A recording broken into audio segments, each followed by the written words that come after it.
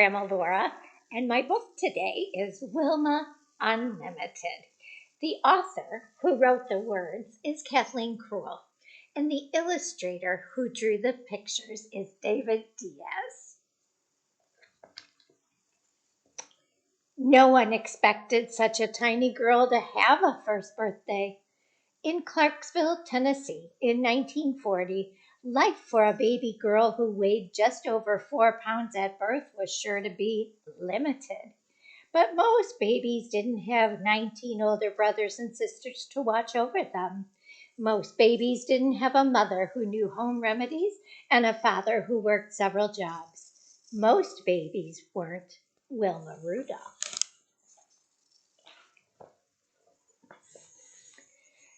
Wilma did celebrate her first birthday, and everyone noticed that as soon as this girl could walk, she ran or jumped instead.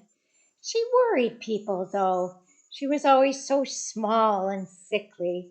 If a brother or sister had a cold, she got double pneumonia. If one of them had measles, Wilma got measles too, plus mumps and chickenpox. Her mother always nursed her at home. Doctors were a luxury for the Rudolph family. And anyway, only one doctor in Clarksville would treat Black people.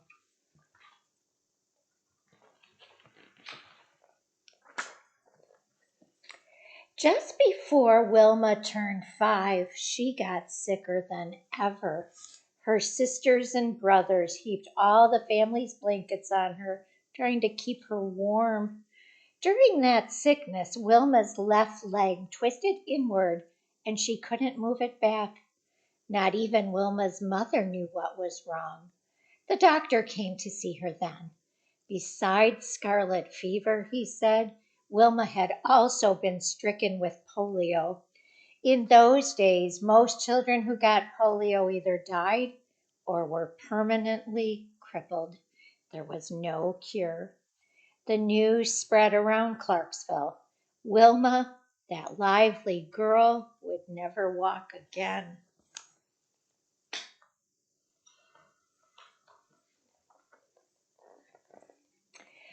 But Wilma kept moving any way she could. By hopping on one foot, she could get herself around the house, to the outhouse in the backyard, and even on Sundays to church. Wilma's mother urged her on. Mrs. Rudolph had plenty to do, cooking, cleaning, sewing patterned flour sacks into clothes for her children, now 22 in all. Yet twice every week, she and Wilma took the bus to the nearest hospital that would treat Black patients, some 50 miles away in Nashville. They rode together in the back, the only place Blacks were allowed to sit. Doctors and nurses at the hospital helped Wilma do exercises to make her paralyzed legs stronger. At home, Wilma practiced them constantly, even when it hurt.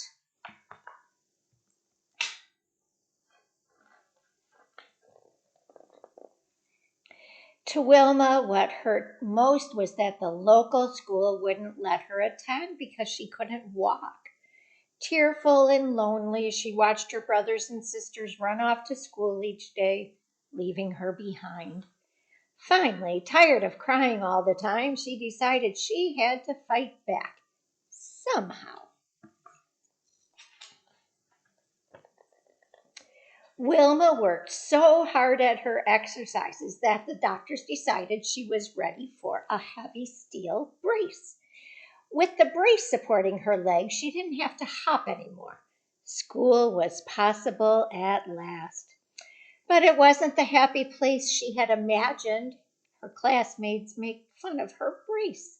During playground games, she could only sit on the sidelines, twitchy with impatience. She studied the other kids for hours, memorizing moves, watching the ball zoom through the rim of the bushel basket they used as a hoop.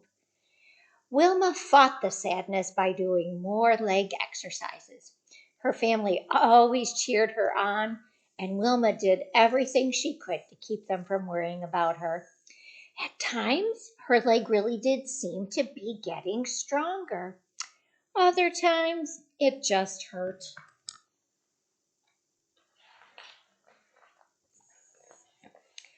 One Sunday on her way to church, Wilma felt especially good.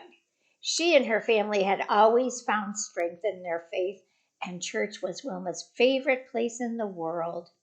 Everyone knew she would be there, talking and laughing, praying and singing. It would be just the place to try the bravest thing she had ever done. She hung back while people filled the old building. Standing alone, the sound of hymns coloring the air, she unbuckled her heavy brace and set it by the church's front door. Taking a deep breath, she moved one foot in front of the other, her knees trembling violently. She took her mind off her knees by concentrating on taking another breath and then another. What? There she goes, walking into church on her own with no heavy brace. Whispers rippled through the gathering. Wilma Rudolph was walking. Row by row, heads turned toward her as she walked alone down the aisle. Her large family, all her family's friends, everyone from school, each person stared wide-eyed. The singing never stopped. It seemed to burst right through the walls and into the trees. Finally, Wilma reached a seat in the front and began singing too. Her smile triumphant. Wilma practiced walking as often as she could after that, and when she was 12 years old, she was able to take off the brace for good. She and her mother realized she could get along without it, so one memorable day they wrapped the hated brace in a box and mailed it back to the hospital.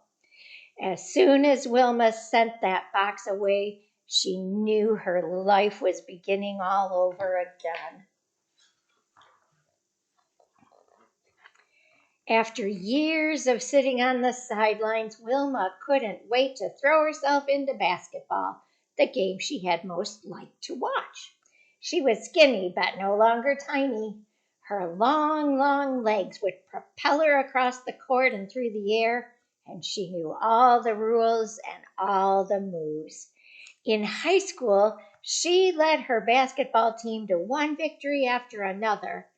Eventually, she took the team all the way to the Tennessee State Championships. There, to everyone's astonishment, her team lost. Wilma had become accustomed to winning. Now she slumped on the bench, all the liveliness knocked out of her. But at the game that day was a college coach. He admired Wilma's basketball playing, but was especially impressed by the way she ran.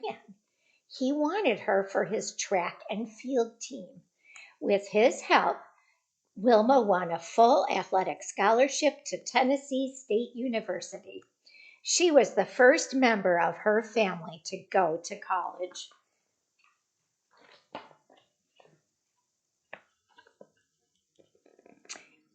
8 years after she mailed her brace away, Wilma's long legs and years of hard work carried her thousands of miles from Clarksville, Tennessee.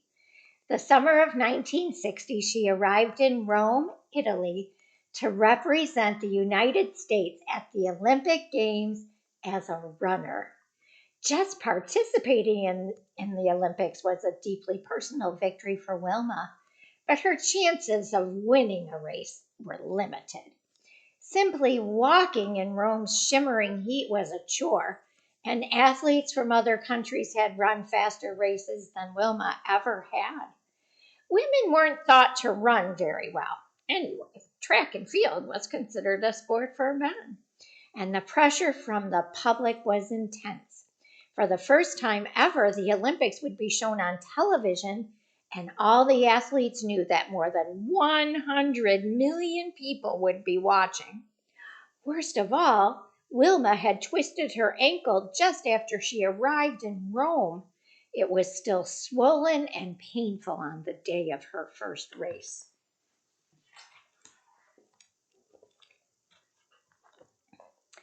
Yet, once it was her turn to compete, Wilma forgot her ankle and everything else. She lunged forward, not thinking about her fear, her pain, or the sweat flying off her face. She ran better than she ever had before, and she ran better than anyone else. Grabbing the attention of the whole world, Wilma Rudolph of the United States won the 100-meter dash. No one else even came close. An Olympic gold medal was hers to take home.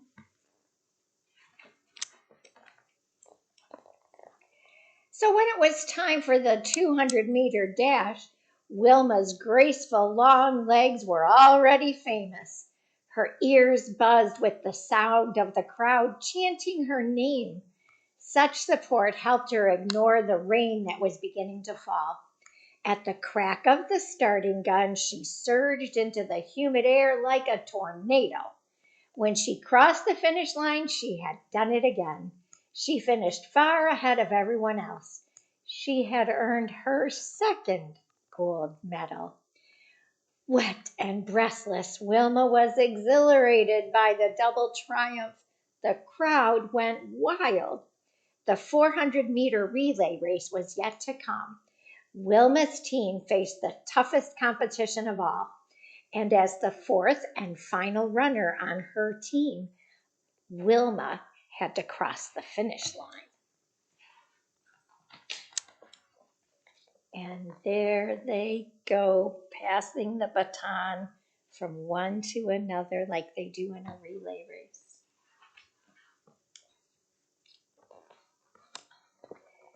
Wilma's teammates ran well and passed the baton smoothly. They kept the team in first place. Wilma readied herself for the dash to the finish line as her third teammate ran toward her. She reached back for the baton and nearly dropped it. As she tried to recover from the fumble, two other runners sped past her.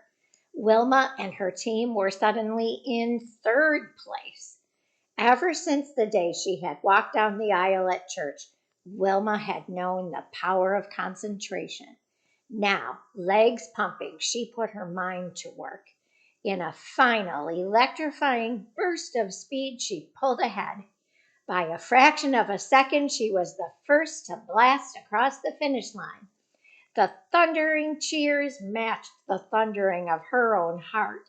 She had made history. She had won for an astonishing third time.